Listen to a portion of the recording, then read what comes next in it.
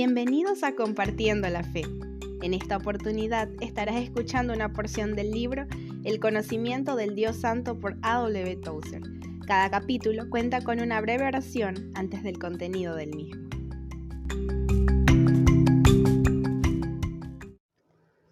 Capítulo 1. Del conocimiento del Dios Santo por A.W. Tozer. ¿Por qué debemos pensar correctamente sobre Dios? Oremos. Señor Todopoderoso, no el Dios de los filósofos y de los sabios, sino el Dios de los profetas y los apóstoles, y lo mejor de todo, el Dios y Padre de nuestro Señor Jesucristo. ¿Me permites reconocer tu santidad? Los que no te conocen quizá te invoquen como otro distinto al que eres, y así no te adoran a ti, sino a una criatura de su propia imaginación. Por eso, ilumínanos la mente para que te conozcamos tal como eres, de manera que te podamos amar de manera perfecta y alabarte dignamente. En el nombre de Jesucristo, nuestro Señor. Amén. Lo que nos viene a la mente cuando pensamos en Dios es lo más importante de nosotros.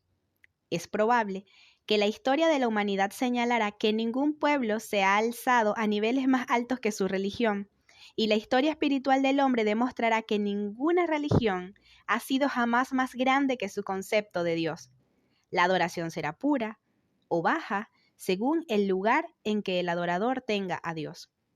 Por esta razón, la cuestión más importante que la Iglesia tiene delante siempre será Dios mismo, y la realidad más portentosa acerca de cualquier ser humano no es lo que él pueda decir o hacer en un momento dado, sino la forma en que concibe a Dios en lo más profundo de su corazón. Por una ley secreta del corazón, tenemos la tendencia de acercarnos hacia la imagen mental de Dios que poseamos. Esto no es cierto solamente con respecto al cristiano de manera individual, sino también con respecto al conjunto de cristianos que forma la Iglesia. Lo más revelador acerca de la Iglesia será siempre su idea de Dios, así como su mensaje más significativo es lo que diga sobre Él, o lo que deje sin decir, porque con frecuencia su silencio es más elocuente que sus palabras. Nunca se podrá escapar de la revelación de sí misma que hará cuando dé testimonio acerca de Dios.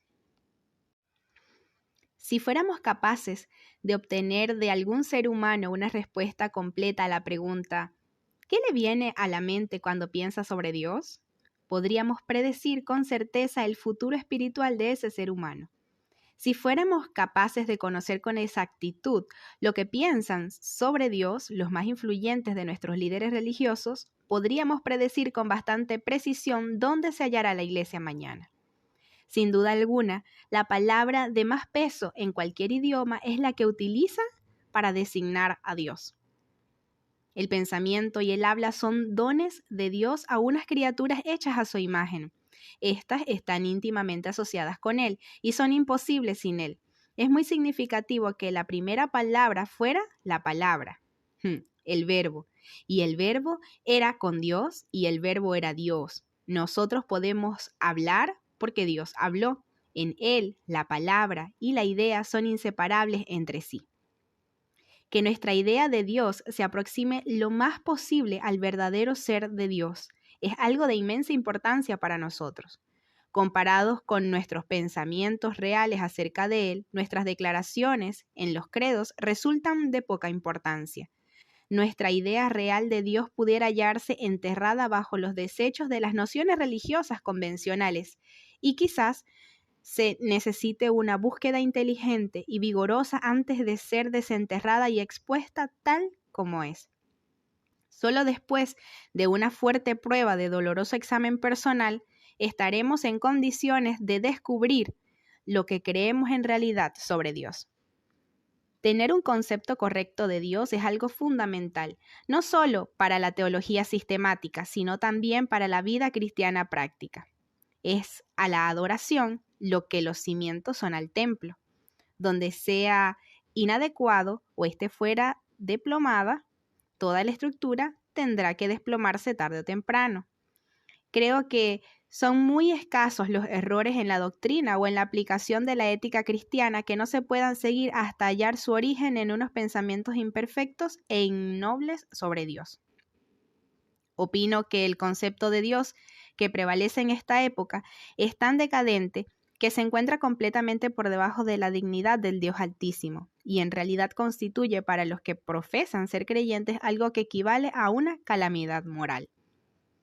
Todos los problemas del cielo y de la tierra, aunque se nos presentaran juntos y al mismo tiempo, no serían nada comparados con el abrumador problema de Dios, que Él existe, cómo es Él y qué debemos hacer nosotros como seres morales acerca de Él. El hombre que llega a unas creencias correctas con respecto a Dios queda aliviado de 1000 problemas temporales, porque ve de una vez que estos tienen que ver con cuestiones que, a lo sumo, no le pueden preocupar por largo tiempo.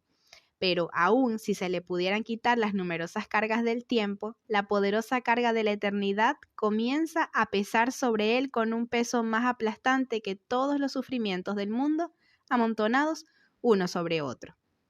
Esa poderosa carga es su obligación con Dios.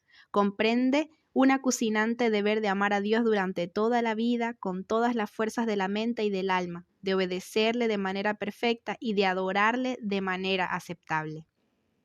Cuando la angustiada conciencia del hombre le dice que no ha hecho ninguna de estas cosas, sino que desde la niñez ha sido culpable de una necia rebelión contra la majestad del cielo, la comprensión interna se podría volver difícil de soportar.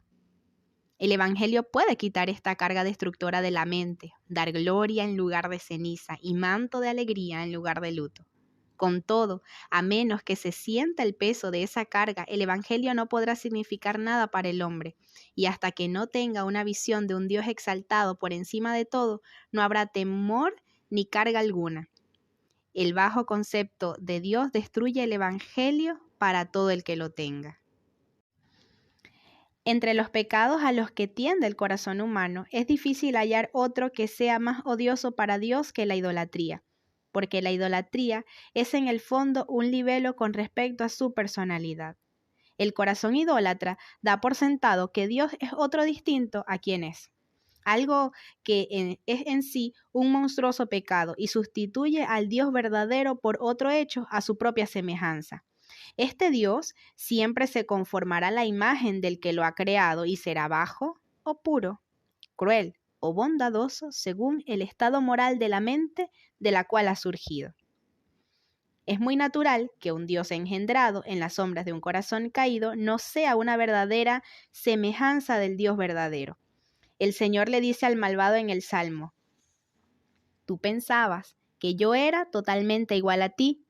En realidad, esto debe constituir una seria afrenta para el Dios Altísimo, ante el cual los querubines y serafines claman de manera continua: Santo, Santo, Santo, Señor, Dios de los ejércitos. Mantengámonos alerta, no vaya a ser que en nuestro orgullo aceptemos la noción errónea de que la idolatría solo consiste en doblar rodilla ante objetos visibles de adoración y que por tanto los pueblos civilizados se hallan libres de ella. La esencia de la idolatría consiste en abrigar sobre Dios pensamientos que son indignos de Él. Comienza en la mente y puede estar presente donde no se haya producido ningún acto abierto de adoración. Pablo dice: habiendo conocido a Dios, no le glorificaron como a Dios ni le dieron gracias, sino que se envanecieron en sus razonamientos y su necio corazón fue entenebrecido. A esto siguió la adoración de ídolos fabricados a semejanza de hombres y de aves y de bestias y de reptiles. Por esta serie de actos degradantes comenzó en la mente. Las ideas equivocadas sobre Dios no solo son la fuente de la que fluyen las aguas contaminadas de la idolatría, ellas mismas son idolátricas. Nociones pervertidas sobre Dios pronto pudren la religión en que aparecen. La larga historia de Israel demuestra esto con suficiente claridad y la historia de la Iglesia lo confirma. Es tan necesario para la Iglesia el tener un alto concepto de Dios que cuando ese concepto declina, la Iglesia con su adoración y sus normas morales declina junto con él. El primer paso en este descenso lo toma una Iglesia, cualquiera que ésta sea, cuando abandona su alto concepto de Dios.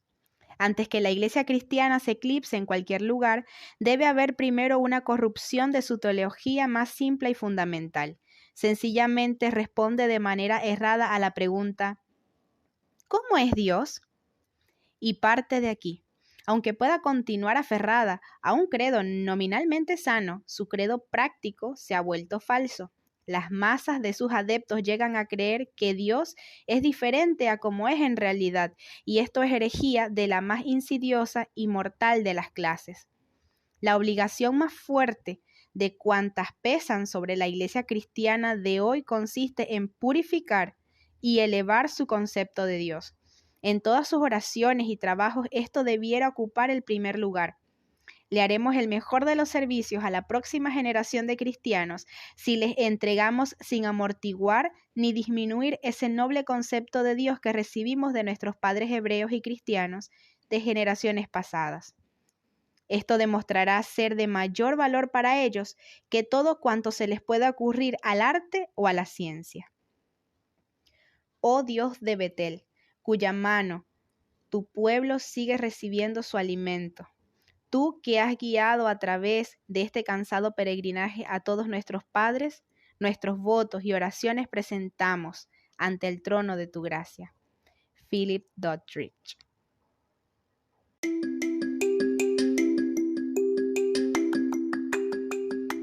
Estuviste escuchando una porción del conocimiento del Dios Santo por A. W. Tozer.